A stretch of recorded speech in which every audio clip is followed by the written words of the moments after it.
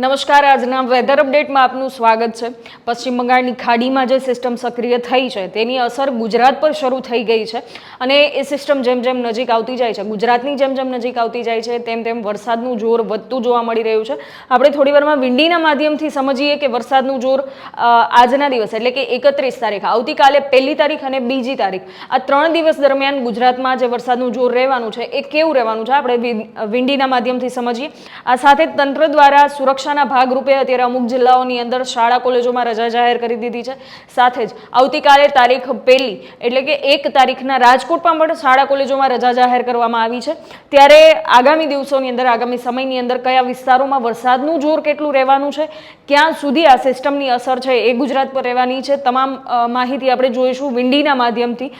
અત્યારે આપણે જે જોઈ રહ્યા છે એ 7 વાગ્યાનો સમય થયેલો છે અને આપણે જોઈ શકીએ છીએ કે જે સુરત છે, વડોદરા છે, અમદાવાદ છે, ભાવનગર અને મહુવા, આ તમામ વિસ્તારોની અંદર વરસાદનું જોર જોવા મળી રહ્યું છે। એ સમયે રાજકોટ, મોરબી, રાપરની અંદર કદાચ હળવાથી મધ્યમ વરસાદ અહીંયા વરસી શકે છે। જુનાગઢ, વેરાવળ એ વિસ્તારોની અંદર ક્યાંક ને ક્યાંક હળવોથી મધ્ય વરસાદ અથવા તો છૂટાછવાયા ઝાપટાઓ વરસી શકે છે। પણ રાજકોટ, જામનગર, ભુજ કે પોરબંદર આ કોઈ પણ વિસ્તારોની અંદર અત્યારે આપણને વરસાદની કોઈ સ્થિતિ જોવા નથી મળી રહી। પરંતુ જો એ જ વસ્તુ રાતના 11 વાગ્યાના સમય પ્રમાણે આપણે જોઈએ તો આજે રાત્રે 11 વાગે આપણે જોઈ શકીએ છીએ કે મહેસાણા છે, અમદાવાદ છે, એ તમામ વિસ્તારોની અંદર વરસાદનું જોર ધીમે ધીમે વધી રહ્યું છે અને ધીમે ધીમે વરસાદ છે એ આગળ વધી રહ્યો છે। એટલે અહીંયા આપણે જોઈ શકીએ વડોદરાની અંદર પણ ક્યાંક ભારેથી અતિભારે વરસાદ આવી શકે છે, મહેસાણાની અંદર પણ ભારેથી અતિભારે વરસાદ આજે રાતે 11 વાગ્યાથી શરૂ થઈ શકે છે। અમદાવાદ, મહેસાણા, ભાવનગર અને મહુવા, સુરત આ તમામ વિસ્તારો જે છે એ તમામ વિસ્તારોની અંદર ભારેથી અતિભારે વરસાદની શરૂઆત થઈ શકે છે। એ સિવાય ધીમે ધીમે વરસાદ આગળ વધી રહ્યો છે એટલે મોરબી, રાજકોટ, જુનાગઢ, જામનગર એ તમામ વિસ્તારોની અંદર એટલે કે સૌરાષ્ટ્રના વિસ્તારોની અંદર પણ વરસાદની શરૂઆત આજ રાતથી થઈ શકે છે। હવે એ સાથે જો આપણે થોડાક આગળના સમયમાં જોઈએ એટલે કે જો 5 વાગ્યે, રાતના 5 વાગ્યે અને વહેલી સવારે 5 વાગ્યે ત્યારે જો વરસાદનું પ્રમાણ શું રહેવાનું છે એ જોઈએ તો વડોદરાની અંદર વરસાદનું જોર વધુ રહેશે। એ સાથે જ અમદાવાદ, ગોધરા, મહેસાણા આ તમામ વિસ્તારોની અંદર પણ મધ્યથી ભારે વરસાદ રહી શકે છે। એ સાથે ભાવનગર છે, રાજકોટ છે અને મોરબી છે, આ જગ્યાઓ, આ જિલ્લાઓની અંદર ભારેથી અતિભારે વરસાદનું પ્રમાણ રહી શકે છે। અત્યારે જે પ્રમાણેની સ્થિતિ આપણને બતાવી રહ્યા છે એ પ્રમાણે સવારે 5 વાગે, વહેલી સવારે 5 વાગે વરસાદનું જોર ભારેથી અતિભારે રહી શકે છે અને જામનગર, જુનાગઢ, મહુવા, વેરાવળ, પોરબંદર, ઓખા, દ્વારકા આ તમામ વિસ્તારોની અંદર વરસાદ ક્યાંક ને ક્યાંક શરૂઆત થઈ શકે છે એવી શક્યતાઓ અત્યારે દેખાઈ રહી છે। સાથે જ જે ભુજ, કચ્છ સહિતના જે વિસ્તારો છે, રાપર ને ત્યાં એ જગ્યાએ પણ વરસાદનું જોર વધી શકે છે। જો કે આમ ખુશીની વાત છે કે અત્યાર સુધી જે વરસાદની ઘટ હતી એ ઘટ હવે ક્યાંક ને ક્યાંક પૂરી થઈ જશે એવું અત્યારના પ્રમાણે દેખાઈ રહ્યું છે। આ સાથે જ 1લી તારીખ એટલે કે આવતીકાલે શનિવારની તારીખ, શનિવારના દિવસનું જો પ્રમાણ જોઈએ તો વડોદરાની અંદર ક્યાંક ને ક્યાંક ભારેથી અતિભારે વરસાદ આપણને દેખાઈ રહ્યો છે। સાથે જ ભાવનગર અને અમદાવાદની પણ એ જ સ્થિતિ છે, મહેસાણાની પણ એ જ સ્થિતિ રહેવાની છે, થરાદ, વાવ થરાદ જે છે એની પણ એ જ સ્થિતિ રહેવાની છે। સાથે જ રાપર અને ભુજ, અહીંયા એક ખુશીની વાત એ જોવા મળી રહી છે કે રાપર અને ભુજ એ તમામ વિસ્તારો, કચ્છના તમામ વિસ્તારોની અંદર આપણને વરસાદ, ભારેથી અતિભારે વરસાદ જોવા મળી રહ્યો છે અત્યારની સ્થિતિ પ્રમાણે। કાલે 11 વાગે એટલે કે 1લી તારીખે 11 વાગ્યાની સ્થિતિ આપણે અત્યારે જોઈ રહ્યા છીએ। સાથે જ મોરબી અને રાજકોટમાં પણ ક્યાંક ને ક્યાંક ભારેથી અતિભારે વરસાદ આપણને જોવા મળી રહ્યો છે। પણ અહીંયા આપણે આજે જોઈ રહ્યા છીએ આ જે વિસ્તાર છે ત્યાં આપણને વધારે વરસાદનું પ્રમાણ જોવા મળી રહ્યું છે। આપણે જો વધારે ઝૂમ કરીને જોઈએ છે તો એ વિસ્તાર આવે છે સુરેન્દ્રનગર, બોટાદ અને ઢોલેરા, એ તમામ વિસ્તારોની અંદર ભારેથી અતિભારે વરસાદ। પણ જો સમયની વાત કરીએ તો 1લી તારીખ અને 11 વાગ્યાના સમયે ઢોલેરા, બોટાદ અને સુરેન્દ્રનગર આ તમામ વિસ્તારોની અંદર અહીંયા આપણે જે જોઈ શકીએ છીએ અને સાથે જ ભરૂચ આ વિસ્તારોની અંદર આપણને ભારેથી અતિભારે વરસાદ ક્યાંક ને ક્યાંક જોવા મળી રહ્યો છે। સાથે જ મોરબી છે, માળિયા છે અને ભચાઉ છે આ વિસ્તારોની અંદર પણ ભારેથી અતિભારે વરસાદ આપણને જોવા મળી શકે છે અને સાથે રાજકોટ પણ આવી ગયું। સાથે જ ભુજ, ગાંધીધામ, જામનગર, કાલાવડ અને ઉપલેટા આ તમામ વિસ્તારો છે એ તમામ વિસ્તારોની અંદર ક્યાંક ને ક્યાંક હળવાથી મધ્યમ વરસાદની આપણે શક્યતાઓ દેખાઈ રહી છે।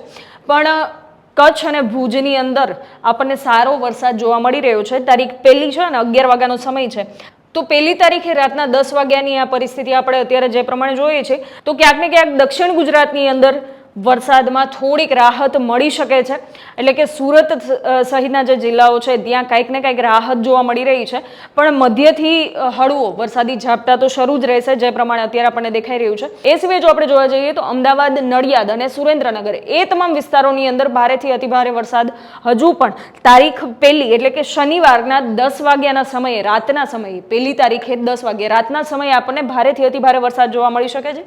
સાથે જ ભાવનગર છે અને પાલીતાણા છે એ વિસ્તારોની અંદર પણ આપણને મધ્યમથી ભારે વરસાદ જોવા મળી રહ્યો છે.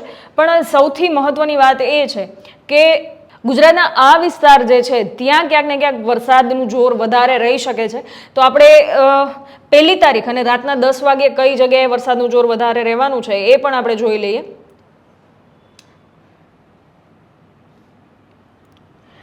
1 તારીખ શનિવાર રાતના 10 વાગે કાલાવડ, રાજકોટ, ઉપલેટા, જેતપુર, જુનાગઢ આ તમામ વિસ્તારોની અંદર અને સૌથી વધુ અસરગ્રસ્ત હોય તો એ છે કાલાવડ આસપાસનો જે વિસ્તાર છે ત્યાં ભારેથી અતિભારે વરસાદ થઈ શકે છે.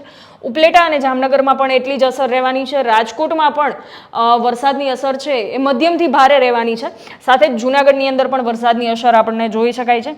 આ સાથે જો વાત કરીએ તારીખ 2ની, તો 2 તારીખે સવારે 6 વાગ્યાની સ્થિતિ જોઈએ તો આપણે જોઈ શકીએ છીએ કે દક્ષિણ ગુજરાતની અંદર વરસાદમાં હળવાથી મધ્યમ વરસાદનું જોર અહીંયા રહેવાનું છે. સાથે જ અમદાવાદની અંદર પણ ક્યાંક ને ક્યાંક વરસાદનું જોર જોવા મળી શકે છે. સાથે જ રાપર, રાજકોટ આ જગ્યાએ આપણને વરસાદનું થોડુંક વધુ પ્રમાણ જોવા મળી શકે છે. થોડુંક ઇન ડિટેલ આપણે જોઈએ તો રાજકોટની અંદર અહીંયા રેડ એલર્ટ આપણને જોવા મળે છે.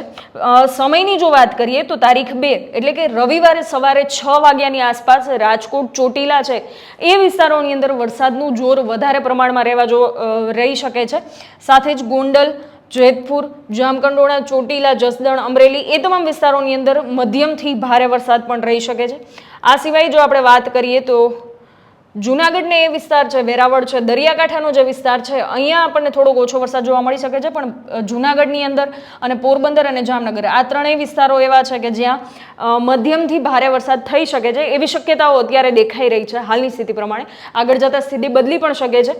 અત્યારની સ્થિતિ પ્રમાણે આપણે જોઈએ છીએ કે રવિવારે એટલે કે 2 તારીખના રાપર સહિત કચ્છના જે વિસ્તારો છે ત્યાં પણ મધ્યમથી ભારે વરસાદની સ્થિતિ આપણને જોવા મળી રહી છે. હવે રવિવાર બપોરના 4 વાગ્યાની આ સ્થિતિ છે તો ધીમે ધીમે 2 વાગ્યાથી ધીમે ધીમે વરસાદનું જોર છે એ ઘટતું જોવા મળી શકે છે.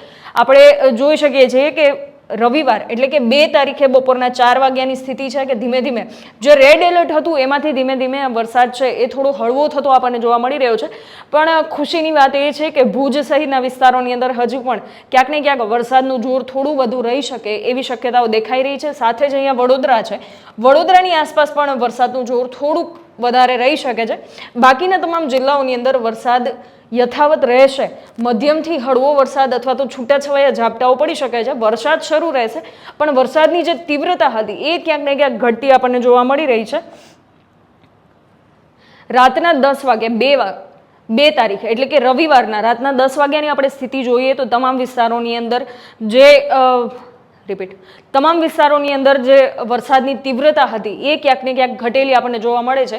છતાં પણ અમદાવાદ, વડોદરા, મહેસાણા છે, સુરત છે એ તમામ વિસ્તારોની અંદર વરસાદ છે એ ચાલુ રહેશે.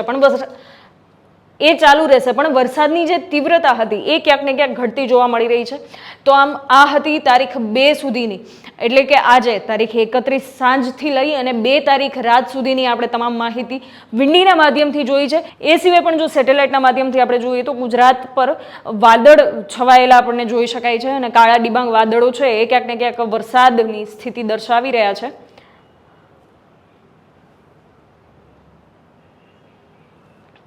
જ્યાં ભારેથી અતિભારે વરસાદની સ્થિતિ છે એ તમામ વિસ્તારો આપણે જોઈ શકીએ છીએ કે જેટલા કાળા ડિબાંગ વાદળો છવાયેલા છે એ તમામ વિસ્તારોની અંદર વરસાદની સ્થિતિ ભારેથી અતિભારે રહેવાની સંભાવનાઓ છે. ખેડૂત ભાઈઓ છે ખેતરમાં ડ્રોન ઉડાવતા હોય છે ત્યારે આપણે એક પ્રશ્ન સતાવતો હોય છે કે જે આપણે અત્યાર સુધી જીપીએસ ટેકનોલોજી વાળા ડ્રોન વાપર્યા છે જેથી કરીને મોબાઈલ ટાવર છે અથવા તો હાઈ ટેન્શન લાઈન પસાર થતી હોય, કોઈ વૃક્ષો હોય, ત્યારે જે જીપીએસ ટેકનોલોજી વાળા ડ્રોન છે એમાં ટકરાય અને ટ્રેસ થાય છે. પણ એગ્રીવન લાવ્યું છે જીએનએસએસ ટેકનોલોજી ડ્રોન, જેથી કરીને એ ડ્રોન છે એ કોઈ જગ્યાએ ટકરાય નહીં, પોતાની રીતે જ ડિસિઝન લે છે ને મૂવ થઈ જાય છે. જેથી કરીને જીએનએસએસ ટેકનોલોજી ડ્રોન છે એ વાપરવાનો આગ્રહ રાખો.